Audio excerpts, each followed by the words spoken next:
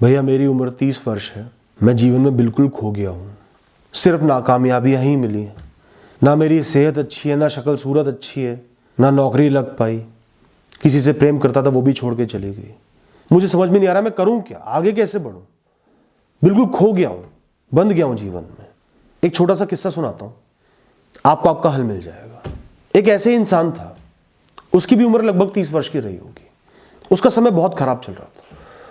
उसकी माँ, जिनसे वो बहुत प्रेम करता था, उनकी मृत्यु हो गई। उसको नौकरी से निकाल दिया गया, और नौकरी से निकालने के बाद जिस लड़की से वो प्रेम करता था, वो भी उसे छोड़ के चली गई, किसी और से शादी कर ली, किसी कामयाब इंसान से। उसको कुछ रोग भी हो गए, सेहत भी ज्यादा अच्छी नहीं थी। उसने अपने आप को एक व्यक्ति के रूप में देखना ही छोड़ दिया।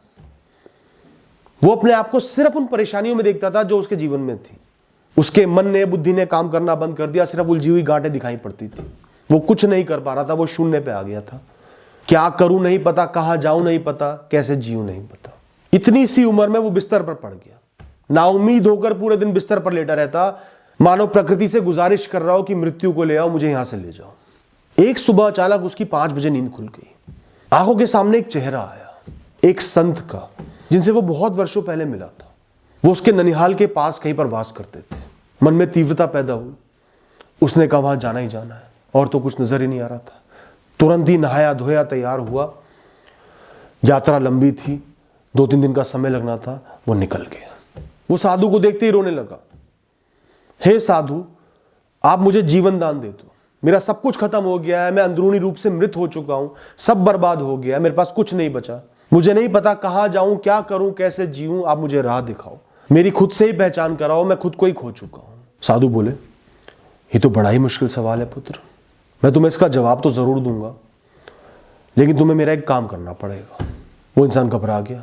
हे साधु, हे महात्मा, मेरे पास तो कुछ बचा ही नहीं है। मैं आपको क्या दे सकता हूं। साधु मुस्कुराए और बोले, देना कुछ नहीं है। मेरी एक अंगूठी है जो मेरे गुरु ने मुझे दी थी। वो मैंने कभी भी अपने आप से अलग नहीं होने दी, हमेशा उसे पहने रखा। क्या तुम उसे ढूंढ दोगे? वो यहीं इसी आश्रम में मिलेगी, पर ये आश्रम इतना बड़ा, इतनी झाड़ियां हैं, बाग हैं, पेड़ हैं, कुटियाएं हैं, छात्रावास है, पता नहीं कहां होगी। उसे ढूंढ पाना नामुमकिन सा लगता है। क्या तुम उसे ढूंढ दोगे? ना मैं कभी इस आश्रम से बाहर गया, तो होगी तो आश्रम में ही। उस इंसान को अपने जवाब चाहिए थे। वो तुरंत ही तैयार हो गया। कितनी मेहनत करनी पड़े, कितना ही देखना पड़े, ढूंढ दूंगा। वो अंगूठी ढूंढने के लिए निकल पड़ा। इतनी सारी झाड़ियां, पेड़, पौधे, ढूंढता रहा, ढूंढता रहा, ढूंढता रहा। पसीनों में लिप्त हो गया, थक गया। शाम तक अंगूठी नहीं मिली। थका हारा वो साधु की कुटिया में पहुंचा। उनसे बोला, हे साधु महाराज, मैंने पूरा प्रयास करा, लेकिन अंगूठी आज नहीं मिली। कल सुबह उठूंगा, दोबारा ढूंढने की कोशिश करूंगा। संत मुस्कुराए और बोले, तुमने शायद मेरी बात को ध्यान से सुना ही नहीं। मैंने तुमसे बोला था कि उस अंगूठी को मैंने खुद से कभी अलग ही नहीं किया, हमेशा अपने हाथ में रखा है। क्या तुमने एक बार भी मेरी उंगली की तरफ देखा? ये रही वो अंगूठी। छोटी उंगली में एक छोटी सी अंगूठी थी, ध्यान से देखने पर ही नजर आती। साधु मुस्कुराए और बोले, पुत्र, ऐसे ही तुम उन चीजों को ढूंढ पाओगे जो तुम्हारे अंदर हैं, तुम्हारे अंदर से कभी बाहर गई ही नहीं। तुम्हें अंदर देखना पड़ेगा। और तुम कहां देख रहे हो? बाहरी दुनिया में। तुम कभी भी खुद को इस जीवन में ना ढूंढ सकते, ना खोज सकते, ना पा सकते। ये जीवन अलग है, तुम अलग हो। खुद को खोजना है तो अंदर खोजो, अपने अंदर झांको, अपने अंतर मन में झांको।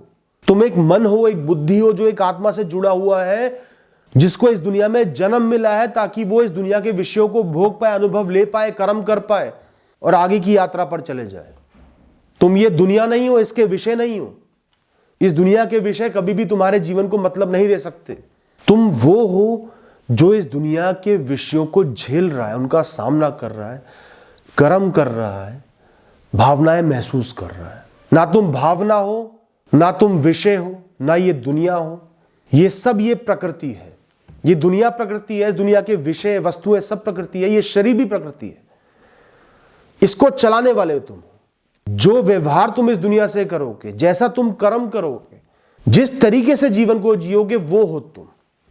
तुम्हारे तरीके तुम हो, तुम्हारे फैसले तुम हो, तुम्हारी निष्ठा तुम हो, तुम्हारी इच्छा शक्ति तुम हो, तुम्हारा ज्ञान तुम हो, तुम्हारे अनुभव तुम हो। सफलता असफलता, दुख सुख, अच्छाइयां परेशानियां, खोना पाना, मोह माया तुम नहीं हो। तुम एक मन हो, एक बुद्धि हो, जिसको इस दुनिया ने कई बंधनों में तो बांधा ही है, लेकिन बहुत से दुख भी देती है। अच्छे विषय नहीं दिए, बुरे विषय ज्यादा देती है। चाहे जितने भी खराब विषय दुनिया तुम्हें दे दे, परेशानियां तुम्हें दे दे, तब भी तुम वही रहोगे जो इस शरीर का संचालन कर रहा है, कर्म कर रहा है, इस दुनिया को देख रहा है, समझ रहा है। तो सबसे पहले खुद को दुनिया से अलग समझो और अलग कर लो। दुनिया में उसके विषय भी आते हैं, वस्तुएं भी आती हैं, लोग भी आते हैं, सब कुछ आता है। फिर अपने शरीर से, इन इंद्रियों से, मन की बेचैनी से खुद को अलग कर लो। तुम वो भी नहीं हो। लीन हो जाओ अपनी आत्मा में, जो इन सबसे मुक्त है, जिसको ये जन्म मिला है, ये शरीर मिला है, ये बुद्धि मिली है, ये मन मिला है कर्म करने के लिए, देखने के लिए जीवन को, समझने के लिए जीवन को। अब मैं तुम्हें बताता हूं कि तुम खुद को कैसे पाओगे। तुम और कुछ नहीं हो, ये 4 वस्तुएं हो। सबसे पहली तुम्हारे फैसले, जो बुद्धि का इस्तेमाल करके तुम लेते हो, चाहे वो बड़े फैसले हो, जीवन की राह चुनने का फैसला हो, चाहे वो किसी पर गुस्सा करने का या शांत रहने का फैसला हो। दूसरा है तुम्हारी कर्म करने की शक्ति, तुम्हारे अंदर जो प्राण शक्ति है, ऊर्जा है, किसी भी परिस्थिति में तुम कर्म कर सकते हो।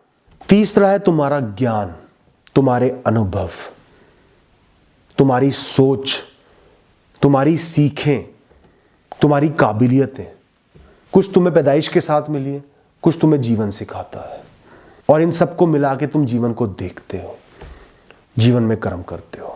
और चौथा है तुम्हारा व्यक्तित्व, तुम्हारी आदतें, तुम दुनिया को कैसे देखते हो, कैसे समझते हो, कैसे जानते हो। तुम भावनात्मक इंसान हो या बहुत मजबूत इंसान हो या संतुष्ट इंसान हो। ये चारों चीजें, चारों वस्तुएं मिलकर तुम बनते हो जो तुम इस जीवन में हो। मेरे साथ कुछ दिन इस आश्रम में रहो, इन चारों विषयों पर ध्यान लगाओ और तुम खुद को पालोगे। जितनी भी परेशानियां हैं, दुख के कारण हैं जो तुम्हारे सामने इस समय है, उन सब के लिए तुम्हें अलग अलग मजबूत होकर फैसला लेना है। और फैसला जब भी लोगे, कुछ पाओगे तो कुछ खोगे भी।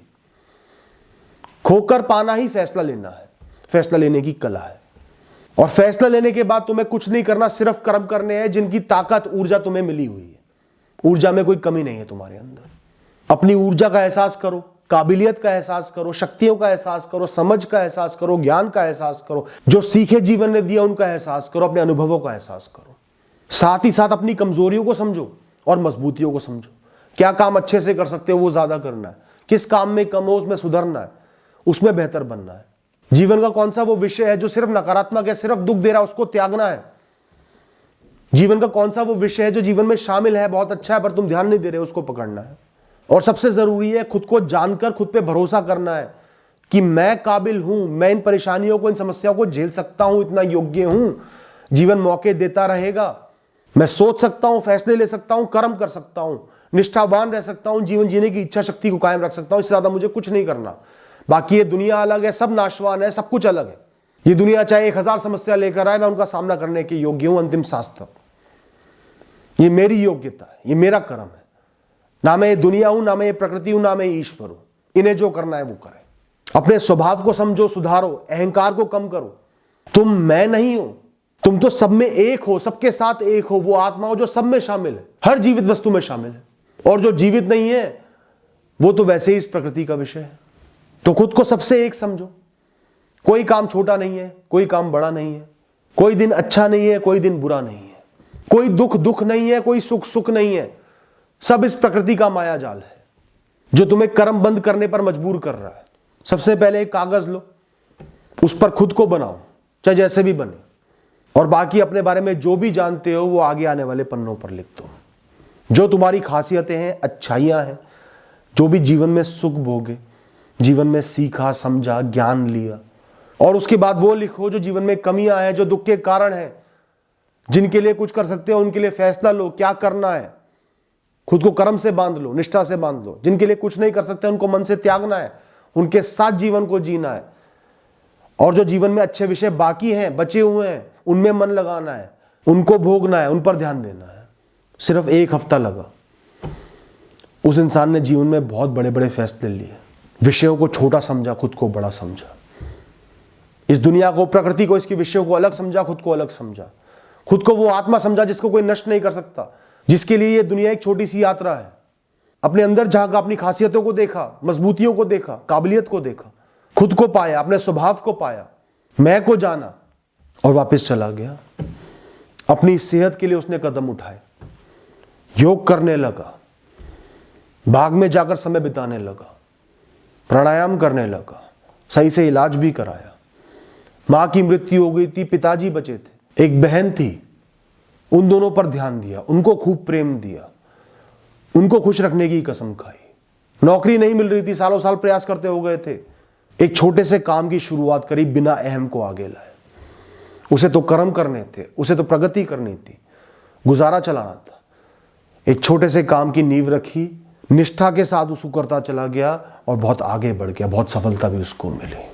उसके बाद कभी भी जीवन में उसने अपने आप को खोया नहीं। परेशानी आई, दुख भी आए, पर साधु की मदद से वो खुद को पा चुका था। सदैव आगे बढ़ता रहा, अपने कर्म करता रहा, मन प्रसन्न रहा और दृढ़ रहा। उम्मीद करता हूं इस कहानी से आपको जीवन की एक बहुत ही कीमती सीख मिल गई होगी। आप भी कभी भी खुद को नहीं खोगे। Thank you and all the best.